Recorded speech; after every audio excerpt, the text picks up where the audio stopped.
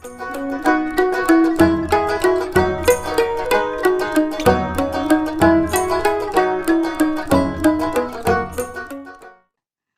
আমি আপনাদের দেখাবো ক্ষীরে ডোবানো সুজি দিয়ে বানানো বরফি পিঠা। এই পিঠাটা করতে বেশি উপকরণ লাগে না, মাত্র কয়েকটি উপকরণ দিয়ে পিঠাটা তৈরি হয়ে যায়। খেতেও খুব সুস্বাদু হয়। হ্যাঁ, আপনারা একবার বাড়িতে করে খেয়ে দেখবেন।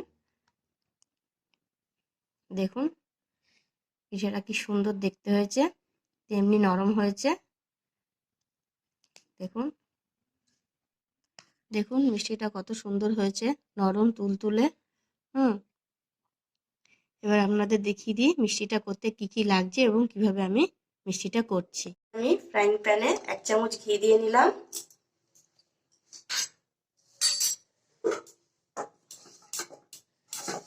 ঘিটাকে ভালো করে কড়াইয়ের চারিদিকে লাগিয়ে নেব।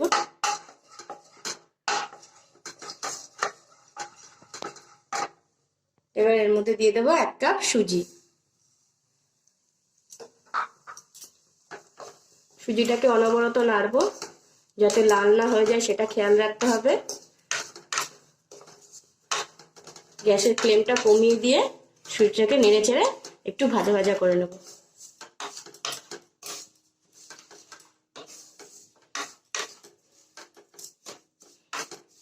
সুজিটা ভালো করে ভাজতে হবে, কিন্তু লাল যাতে না হয়ে যায় সেটাও দেখতে হবে।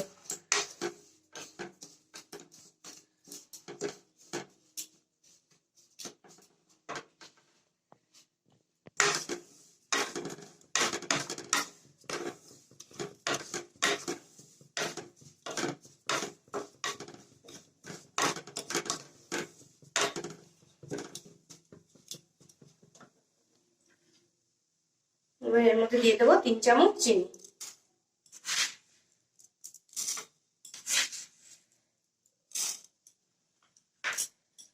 চিনিটাকে দিয়েও ভালো করে নাড়াচাড়া করতে হবে।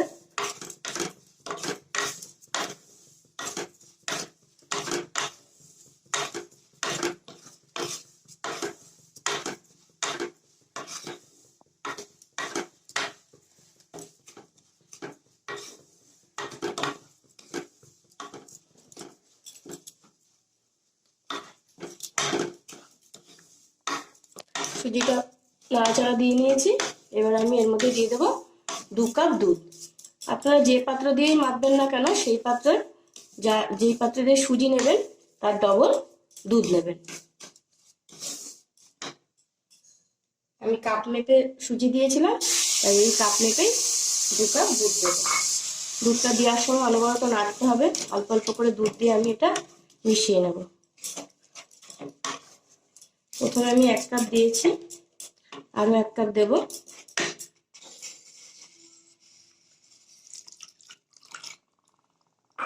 এবং অনবরত নাড়তে হবে।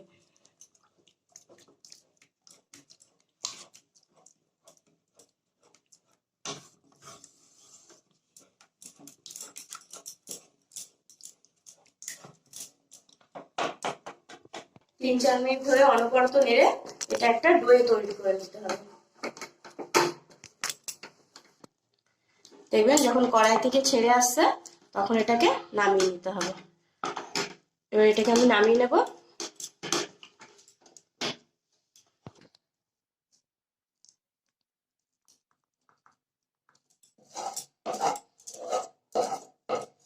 এবার এই পুরো মিশ্রণটিকে একটু ঠান্ডা করতে দেবো, যাতে হাতে সয় সেই রকম ঠান্ডা করতে দেবো। এবার 3-4 মিনিট বাদে হাতে সয় এরকম গরম থাকতে থাকতে এটাকে ভালো করে মেখে নিতে হবে। হাতে একটু ঘি লাগিয়ে নিয়েছি।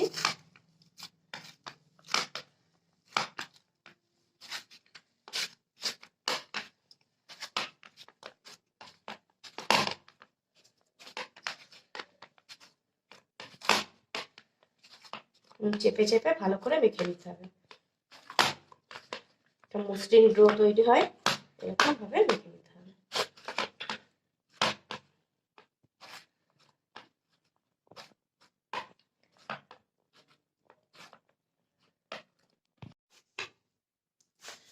এবার এটাকে একটু বেশ ঘুরিয়ে ঘুরিয়ে একটা গোল বলের মতন শেপ দিয়ে নিতে হবে।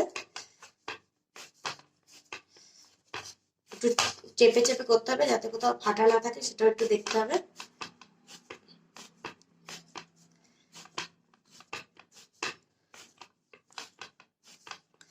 এবার এটাকে একটুখানি হাতের সাহায্যে একটু চেপে চেপে ফ্ল্যাট করে দিতে হবে।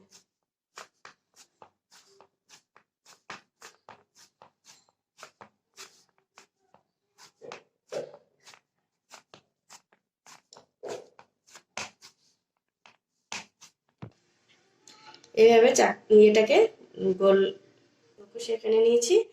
এবার এটাকে আমি বরফির আকারে কেটে নেবো। আপনারা চৌকো শেপেও কাটতে পারেন, বরফির শেপে কাটতে পারেন। এইভাবে চাকতি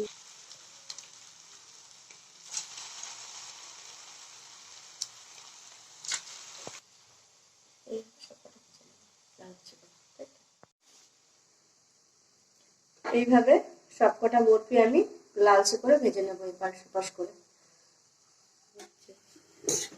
এভাবে সবকটা লাল লাল করে ভেজে তুলে নেব।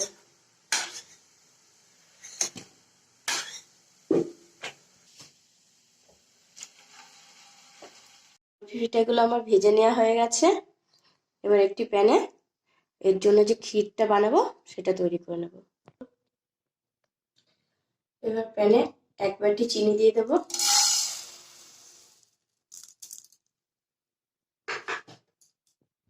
এই চিনিটাকে জল দেবো না, প্রথমে শুকনো অবস্থায় একটু নেড়ে চেড়ে এটা ক্যারামেল তৈরি করব।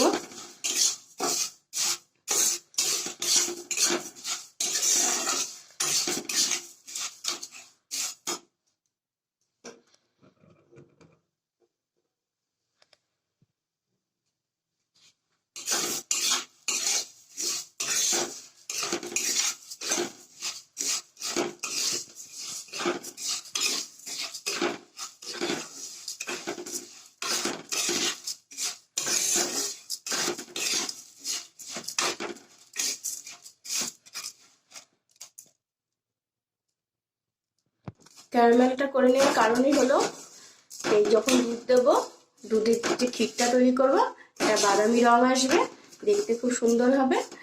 এখানে গুঁড়ো ইউজ করা যাবে, যেহেতু আমি চিনি দিয়ে করছি সেহেতু আমি এটা ক্যারামেল তৈরি করে তারপরে দুধটা দেবো, যাতে চিনি দিয়ে করলেও সেই সুন্দর রংটা আসে।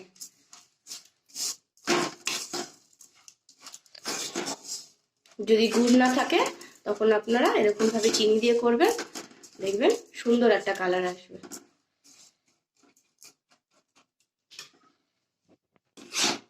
দেখুন চিনিগুলো গলতে শুরু করেছে। এবার সুন্দর একটা কালার আসা পর্যন্ত এটাকে নাড়বো।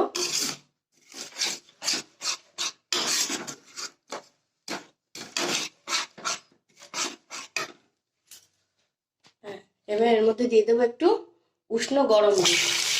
আর অবশ্যই ফ্লেমটা কম করে নেবেন, কারণ এই সময় খুব ছেটে অনবরত নাড়তে হবে আর উষ্ণ গরম দুধ দিতে হবে।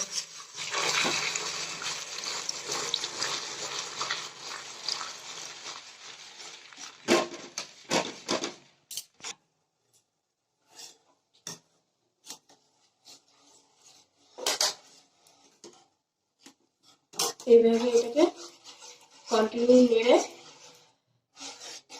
ভালো করে নিতে হবে। দেখুন দুধের কালারটা কি সুন্দর এসছে।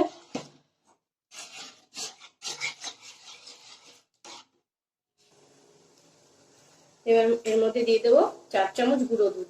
গুঁড়ো দুধ দেওয়ার সময় অনবরত নাড়তে হবে যাতে দলা না পাকিয়ে যায়।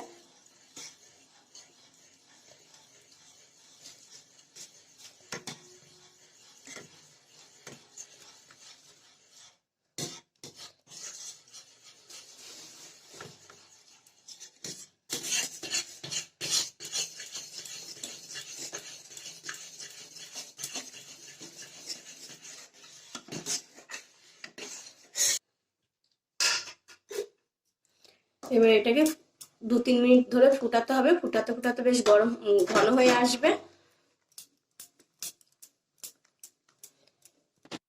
এবার এর মধ্যে ভেজে রাখা বরফি পিঠাগুলো দিয়ে দেব।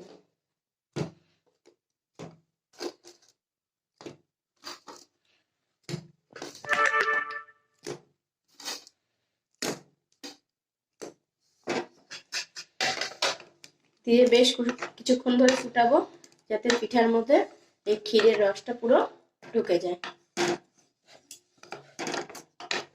5 মিনিট ধরে ফুটিয়ে নেব।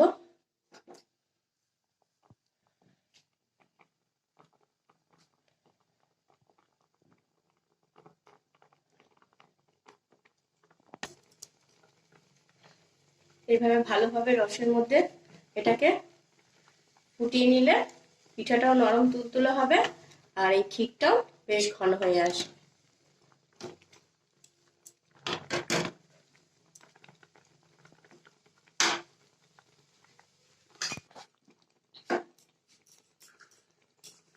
এবার এর মধ্যে দিয়ে দেবো একটু এলাচের দানা।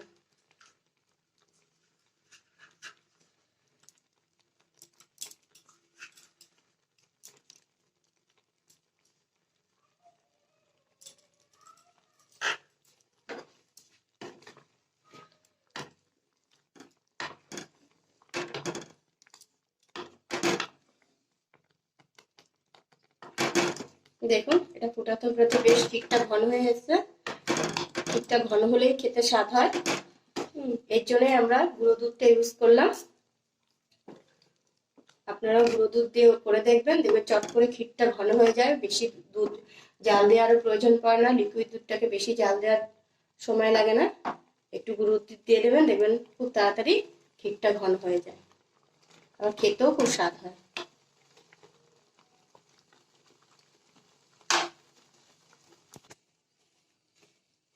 এবার এটাকে আর 2 মিনিট ফুটিয়ে নামিয়ে নেব। গ্যাসটা আমি বন্ধ করে দিয়েছি।